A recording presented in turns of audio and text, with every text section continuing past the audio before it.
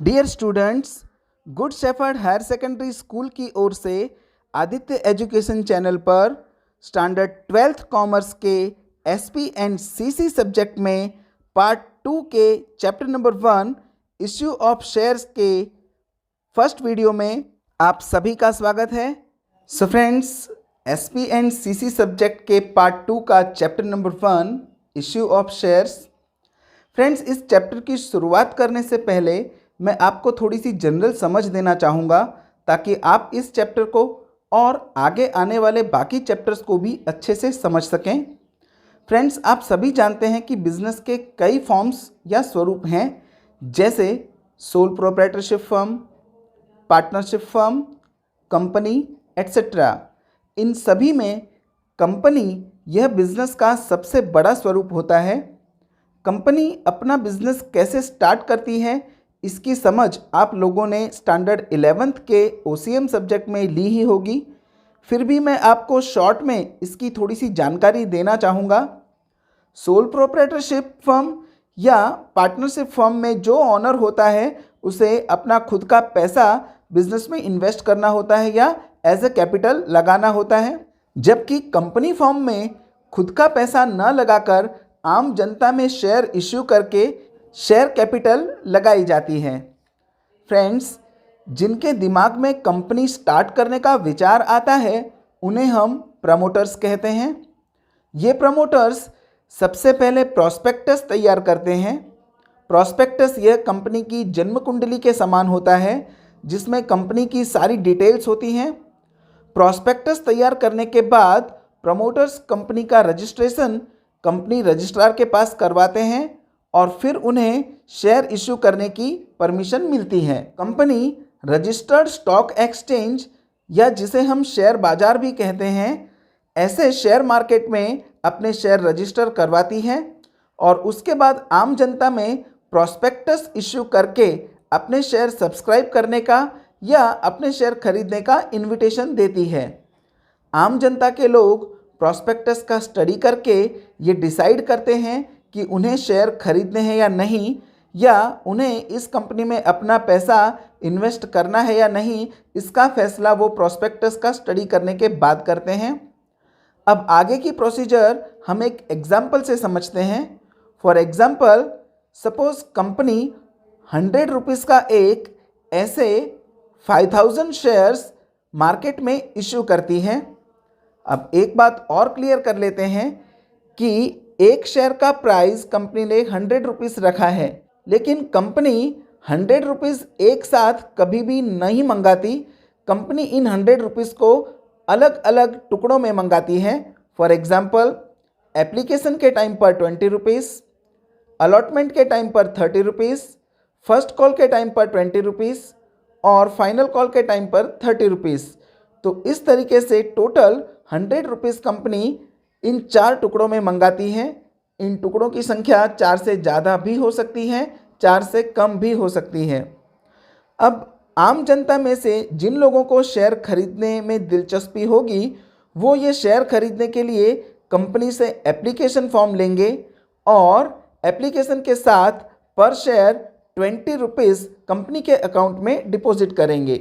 अब सवाल ये है कि हमारे 5000 शेयर को खरीदने के लिए कितनी एप्लीकेशंस आएंगी। तो फ्रेंड्स, सपोज 4000 शेयर की एप्लीकेशंस आती हैं तो इसे हम अंडर सब्सक्रिप्शन कहेंगे, क्योंकि हमने इश्यू 5000 शेयर्स किए थे और उसके सामने एप्लीकेशंस हमारे पास सिर्फ 4000 शेयर्स की ही आई हैं। तो इस सब्सक्रिप्शन को हम अंडर सब्सक्रिप्शन कहेंगे। अंडर सब्सक्रिप्शन के केस में ये एक रूल है कि एटलीस्ट 90% शेयर सब्सक्राइब होने चाहिए। अगर 90% से कम शेयर सब्सक्राइब होते हैं तो कंपनी को बिजनेस स्टार्ट करने का सर्टिफिकेट नहीं मिलता और कंपनी को आगे की प्रोसीजर वहीं स्टॉप कर देनी होती है। हमारे केस में 5000 शेयर्स के 90% 4500 शेयर्स होते हैं, यानी हमारे पास एटलीस्ट 4500 शेयर की एप्लीकेशन आनी चाहिए थी, जिसके सामने सिर्फ 4000 शेयर्स की एप्लीकेशन आई है। यानी हमारा ये अंडर सब्सक्रिप्शन हमें आगे बिजनेस करने की परमिशन नहीं देता और हमें यहीं स्टॉप हो जाना पड़ेगा। तो ऐसे केसेस में कई बार प्रमोटर्स में से कुछ प्रमोटर्स अंडर राइटर्स बनते हैं। इसका मतलब ये है कि 90% शेयर सब्सक्राइब होने में जितने शेयर कम पड़ रहे हैं वो अंडर राइटर्स खरीदेंगे। इस बात की रिटर्न गारंटी प्रमोटर्स देते हैं। ऐसे प्रमोटर्स को हम अंडर राइटर्स कहते हैं। तो फ्रेंड्स, 4500 शेयर्स 90% सब्सक्रिप्शन के लिए ज़रूरी थे। हमारे पास 4000 शेयर्स ही आए हैं, तो बाकी के 500 शेयर्स अंडर राइटर्स प्रोपोर्शनेटली खुद खरीदेंगे और इससे कंपनी को आगे की प्रोसीजर करने में आसानी रहेगी और कंपनी अपना आगे का बिजनेस स्टार्ट कर सकती है। तो फ्रेंड्स, ये तो थी अंडर सब्सक्रिप्शन की बात। अब कई बार 5000 शेयर्स के सामने 6000 शेयर्स की एप्लीकेशन आती हैं, यानी कि हमने 5000 शेयर्स इश्यू किए थे जिसके सामने 6000 शेयर्स को खरीदने की एप्लीकेशंस हमारे पास आई हैं। तो इस केस को हम ओवर सब्सक्रिप्शन कहते हैं। यहाँ 1000 ओवर सब्सक्राइब्ड शेयर्स हैं, तो हम इन 6000 शेयर्स में से 5000 सिलेक्टेड शेयर्स अपने पास रखेंगे और बाकी के शेयर्स और उनकी एप्लीकेशंस को हम रिजेक्ट कर कर उनका पैसा रिटर्न दे देते हैं। बाद में जिनकी एप्लीकेशंस सिलेक्ट हुई हैं उनको ईमेल या एसएमएस के द्वारा जानकारी दी जाती है कि आपके इतने शेयर हमने मंजूर किए हैं। अगर आप हमारे साथ as a share holder continue करना चाहते हैं तो अलॉटमेंट के साथ 30 रुपीज़ हमें सेंड करें।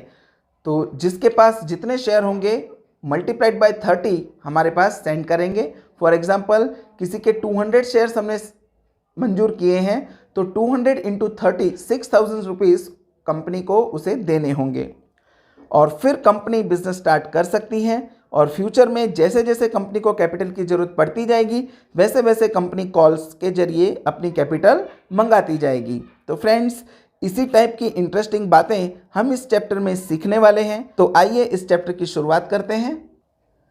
सबसे पहले introduction. A public company invites the general public to subscribe to its shares by an invitation through a prospectus। तो जैसे अभी हमने पहले चर्चा की थी कि एक पब्लिक कंपनी आम जनता को प्रोस्पेक्टस इश्यू करके अपने शेयर खरीदने के लिए इनवाइट करती है। प्रोस्पेक्टस क्या है ये मैंने अभी आपको बताया था कि प्रोस्पेक्टस में कंपनी की सारी ज़रूरी इन्फॉर्मेशन होती हैं जिसे पढ़कर, जिसे जानकर एक इन्वेस्टर कंपनी में इन्वेस्ट करने की बात सोच सकता है।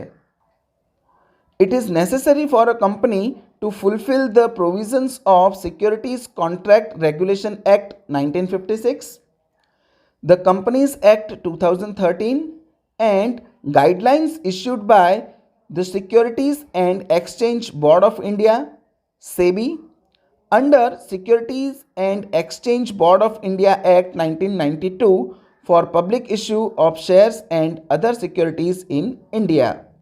तो फ्रेंड्स, ये ज़रूरी है कि किसी भी कंपनी को अपने शेयर्स या कोई भी सिक्योरिटीज़ आम पब्लिक में इश्यू करने से पहले securities contract regulation act 1956, the companies act 2013 and guidelines issued by the securities and exchange board of India SEBI under securities and exchange board of India act 1992 के सभी प्रोविजंस और शर्तों को फुलफिल करें। इन शर्तों को फुलफिल करने के बाद ही कंपनी अपने शेयर्स या सिक्योरिटीज़ आम पब्लिक में इश्यू कर सकती है। A public company raises share capital through public issue, right issue, bonus issue and private placement. तो फ्रेंड्स, एक कंपनी या एक पब्लिक कंपनी अपनी शेयर कैपिटल इन 4 तरीक़ों से बढ़ा सकती है: पब्लिक इश्यू करके, राइट इश्यू करके, बोनस इश्यू करके और प्राइवेट प्लेसमेंट के थ्रू। तो इन चारों में से किसी भी तरीके से एक पब्लिक कंपनी अपनी कैपिटल को बढ़ा सकती है। ये चारों क्या हैं वो आपको आगे जैसे जैसे चैप्टर बढ़ता जाएगा वैसे वैसे इनकी समझ आपको आसानी से मिलती जाएगी। The existing share holders can also offer part of their holdings to the general public through the prospectus by taking permission of the board of directors. This is called offer for sale।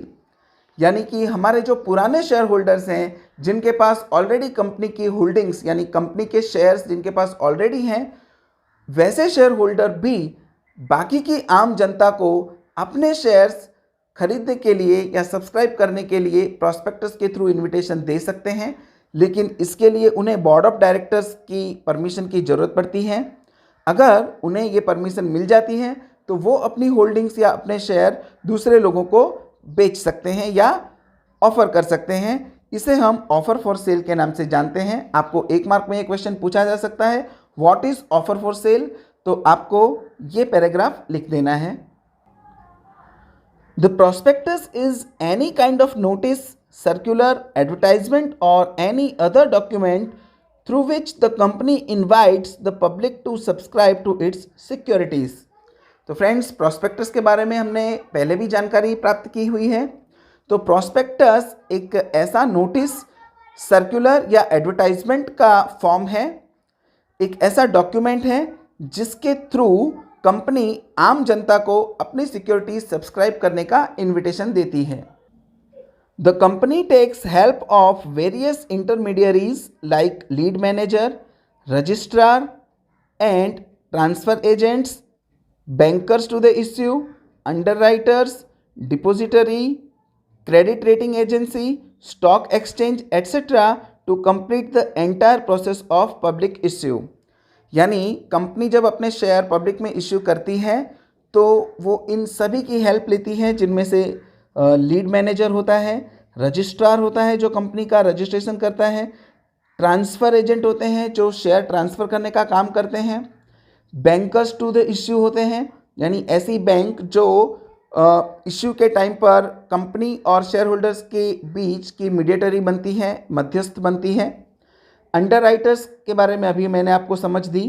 Depository एक ऐसी संस्था होती है जो एक share holder के share दूसरे share holder को ट्रांसफ़र करने में हेल्प करती है।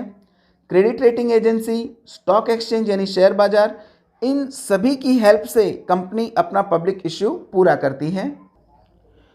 The procedure of public issue can be divided into 2 parts, procedure of share application and second procedure of share allotment. तो friends, procedure of share application आपको इस साल स्टडी नहीं करना है क्योंकि 30% रिडक्शन कोर्स में ये टॉपिक हटा दिया गया है। आपको procedure for share allotment study करना रहेगा। तो फ्रेंड्स, आज के वीडियो में इतना ही। नेक्स्ट वीडियो में हम इस चैप्टर को आगे बढ़ाएंगे और प्रोसीजर ऑफ शेयर अलॉटमेंट के बारे में सीखेंगे और इसके आगे की जानकारी भी हम प्राप्त करेंगे। आई होप आपको मैंने जो भी जानकारी दी है आपको समझ में आई होगी। अगर आपको आज के वीडियो से रिलेटेड कोई भी डाउट है या कोई क्वेरी है तो आप लोग मुझे मेरे मेल एड्रेस पर क्वेश्चंस पूछ सकते हैं या आप मुझे कमेंट बॉक्स में भी अपने क्वेश्चंस पूछ सकते हैं। अगर आपने अभी तक मेरी चैनल सब्सक्राइब नहीं की है तो प्लीज़ इसे सब्सक्राइब करें और बेल आइकन का बटन प्रेस करें ताकि आपको आगे आने वाले वीडियोज़ के नोटिफिकेशंस मिलते रहें। आज का वीडियो अगर आपको पसंद आया है तो प्लीज़ उसे लाइक करें, अपने फ्रेंड्स में शेयर करें और अपना वैल्यूएबल कमेंट हमें दें ताकि हमें ऐसे ही इंस्पिरेशन मिलती रहे। बहुत जल्द मुलाकात होगी अगले वीडियो के साथ। तब तक के लिए पढ़ाई करें, सुरक्षित रहें। Good bye.